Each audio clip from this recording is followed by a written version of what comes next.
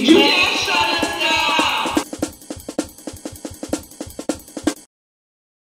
Hello, I'm Carolyn Bush, the founder and editor of African Voices magazine. We're inviting you on a journey to support art, culture, and history.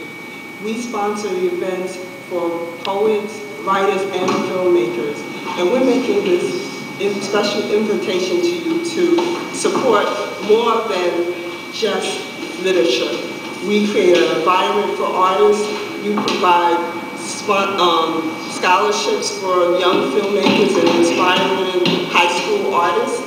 And we want you to be a part of our vision and dream. This is a 15-year organization that is volunteer run.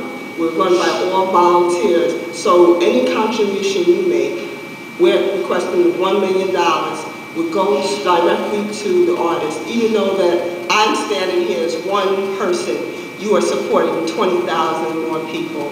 So our request is $1 million, and $900,000 of that $1 million will go towards our endowment fund. This would be the first time in history that we had an endowment fund, and $100,000 will go towards financing and supporting artists of color. So we invite you on this special journey.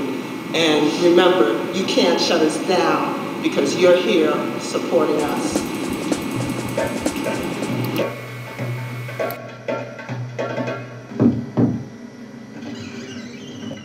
This is a movement, this is a movement, this is a movement. We want our culture rich, our poetics rhythmically ridiculous with wordsmiths.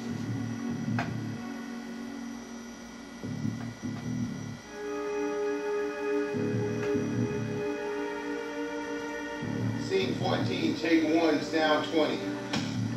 Time is money, money is time, so I keep 7 o'clock in the bank and gain interest on the hour of God. I'm saving to buy my freedom, God grant me wings. I'm too fly, not too fly. Not saying anything new. You're definitely not saying anything. Maybe finding new ways to say the oldest stuff imaginable. But I mean, then the poetry scene is never about poetry, and then scenes are never about what's seen. It's like the poetry scene is about, as any true scene that's valid enough to have an underground sector, it's about truth, it's about beauty and love. This is a movement, this is a movement. As far as the poets go, they're so inspirational. I mean, when Sharif is kicking something saying this is a movement and just giving praise to all the other poets who came before him and the ones that are moving along with him, I think it's a beautiful thing. Even if we are divided, we're staying strong. To me, you poets could do no wrong with words piercing like acupuncture in the brain, thick like a Michael ladder, brick in the brain. Rising, survival sounds rising, African voices rising, keep on rising to the top in our freedom rags in an African voice. No, I want to talk about Carol. African Voices, here we go. New Rain, Eyeball Magazine, Poets on the Line, her support and other small publications, small press publications. Artists and she's a member of Poets and Writers and the New York State Foundation of the Arts Fellow. She's performed his work nationally and all over the Northeast area, and that's such places as the White Mass Theater, New York Poets Cafe, heartfelt. It's like she gives from a place that I sometimes like, dang, Carol, really, like, you got that much heart, but that's just who she is. Anyway, I thank her for it.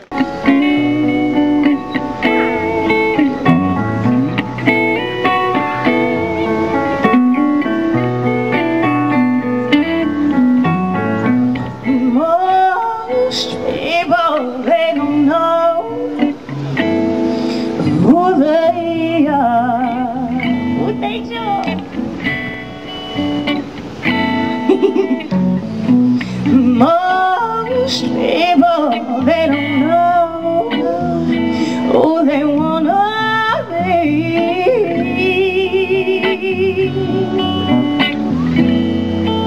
Most people, they don't know the strength they have inside, and they lose themselves because of things things that they see.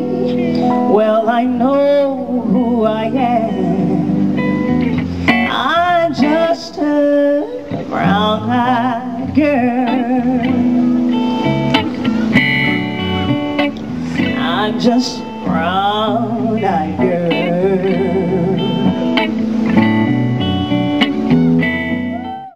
African Voices is a wonderful magazine. I've used it in conjunction with some of my teaching residencies with my students. And sometimes, you know, there's a certain tone you need that you're looking for, a certain voice that your students need. And I find it in African Voices. I mean, it causes me to read through some old editions of the magazine, but that's okay because it reacquaints me with many of the wonderful authors that are in there.